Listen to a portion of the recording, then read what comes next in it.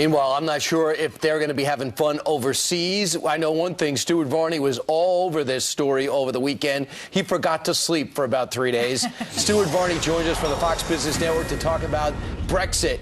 Hey, Stuart, what are we doing today? Good morning, Brian. We're going to see the market usually volatile. That means it'll go down a little bit at the opening bell, maybe down another 100 points. So investors are going to be watching this closely. But, you know, there's two other things that are going on with your money.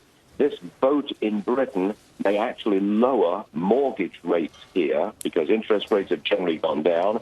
And if you're going to London on vacation and you've got American dollars in your pocket, you're going to get a bargain because the pound has gone down again. Yeah, exactly. Now, the reason Stuart is on the phone today is because this is such a big deal overseas.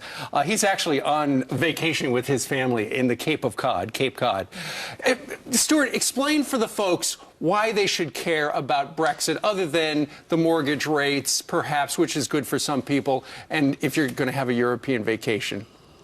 The big problem with the exit vote in Britain is that it will probably lead to the breakup of Europe, the European Union, as we know it. Is that a bad thing?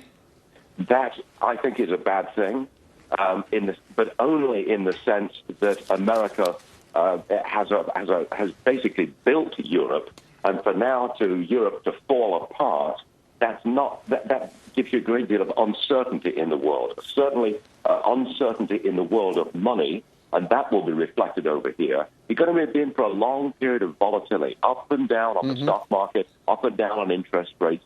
That is going to happen. Long term, I think it's good for America and good for Britain because Europe was never going to grow. It's a semi-socialist organization, and it's going nowhere. It's floundering. It's been in decline for a long time. This breakup is probably the best thing that's going to happen in the long term. They may restore themselves to some growth. That's what everybody wants. Okay. Stuart, we're hearing there is a plan to block it for a redo, a revote. Yeah, not a chance, Ainsley. The elites are apoplectic at this vote. The business, media, government, everybody wanted the Brits to stay, and the people voted to leave. So the elites, they're really upset about this. So all this talk of a second vote, I don't think it's going to go anywhere. It's just the elites being very, very upset and trying to upset the vote itself. It's not going to go anywhere. What's the significance of Europe, led by Germany, looking to push them out right away? And in the backdrop, Northern Ireland and Scotland saying, wait a second, we want to stay. We want a referendum on where we stay in part of Great Britain. It's more of the breakup. The theme here is the breakup of the European Union and the breakup of the United Kingdom. That is Northern Ireland, Scotland, Wales, England. The Scots and the Northern Irish appear to want to stay in the European Union. And that if they stayed and they had an election to stay, then that would break up what we now call the UK, the United Kingdom. So there's breakup of the United Kingdom, there's breakup of the European Union. But, you know, long term, all of that could be to America's advantage. We remain still and continue to be a vigorous and dynamic and expanding economy. Right.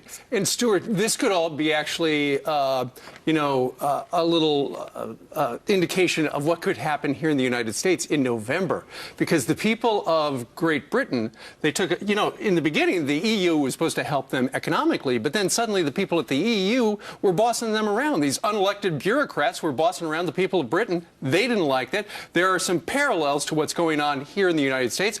Paul Manafort, Donald Trump's campaign chairman, was asked whether it was good or bad for the United States, this breakup, this Brexit. Here's what he said yesterday. What happened with Brexit was people taking back control. I mean, again, the faceless bureaucrats in Brussels and Strasbourg who have ruled and told the Brits how to live, and making promises to them that their lives would get better, and talking about a future based on globalism. And this election in 2016, where Donald Trump is the only change agent, is set up perfectly on those same themes because Hillary Clinton is the epitome of the establishment. The promises of that globalism is the solution, the promise that government's going to make your life better if you just give up your freedoms, the promises that we know better than you on how to make your lives better, have been rejected. So, see a Stuart, parallel? the big question is this helpful to Donald Trump, or is this going to help Hillary Clinton, who had it wrong? Oh, I think it's hugely helpful to Donald Trump.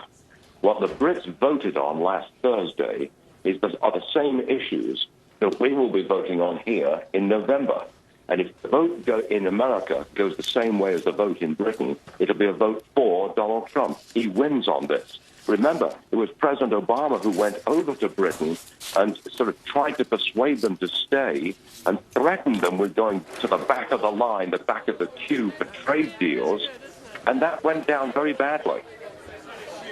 Stuart, can't thank you enough for joining us, providing your insight. Unbelievable job over the weekend. Thank you, Stuart. Thanks, everybody. Enjoy your vacation. Yeah, have a nice. Thank you. Have a lobster roll for every meal. They're delicious up there. Right, and use dollars if Well, you I can. hope so. It is Massachusetts. Oh, that's true. Yeah, don't use pounds. I didn't want to give away where it was. We said Cape Cod. Oh, did you? Okay, Yeah. sorry. I let the Well, it's a big cod out of the area, bag. so if you're in that area, chances Yeah. are you're probably not going to run into And if you him see anyway. Stuart, it's probably not him. All right, He's a so nice guy. Say hey. before the people of Great Britain voted on Friday, rather Thursday into Friday, here in the United States, Donald Trump said, yeah, it's probably a good thing if they exit. Hillary Clinton and Barack Obama both said, no, they should remain, as did most establishment people on both sides of the pond. Right. So Donald Trump, he was there at the golf course out in Turnberry in Scotland, and he was there to promote the golf course because he said during the press conference he wanted to support his children. That's the only reason he was They there. run that business. Just happened that the vote came down, and he was doing a press conference about the golf course that we aired for you, as you remember, and then answered some questions about the Brexit polls. But the left side, they're going after him, saying that he was there at the golf course and he was talking about how this is going to be great for Turnberry, but he was actually there to talk about Turnberry. So I thought that was a little unfair. Well, in a way, shocking. Yeah, here's a tweet from Donald Trump. Clinton is trying to wash away, this is after her ad run ridiculing him, turn away her bad judgment call on Brexit with big dollar ads. They're disgraceful. They show him hitting a golf ball, which he didn't even hit there. So they show that in the ad. But the bottom line is, I thought Bob Corker nailed it yesterday. He says, if you take a small excerpt when he talked about his club, it might not look great. But if you listen to the entire press conference, which Corker said he did and I was able to listen to, he actually was right on the money. He was able to act instantaneously and react from the business perspective, economic perspective, and from the American perspective, while in Scotland on what was unfolding there. What I think Donald Trump is beginning to realize is what John McCain realized. He's the darling of the media when he's going for the nomination, but when he goes to the general, the media quickly says everything that McCain said was wrong. Now everything Donald Trump says seems wrong. I think the quicker his campaign realizes most people are going to be working against him, the quicker he can come up with a strategy. Well, the quick way he does it is to go out and tap into the people that are supporting him and let him know through his competence and expertise what kind of president he'll be. And I think he should not wait for anybody to filter out and use an editorialize what he's saying. Well, ultimately, the mainstream media in the tank for Hillary Clinton. Historically, that's just how they vote.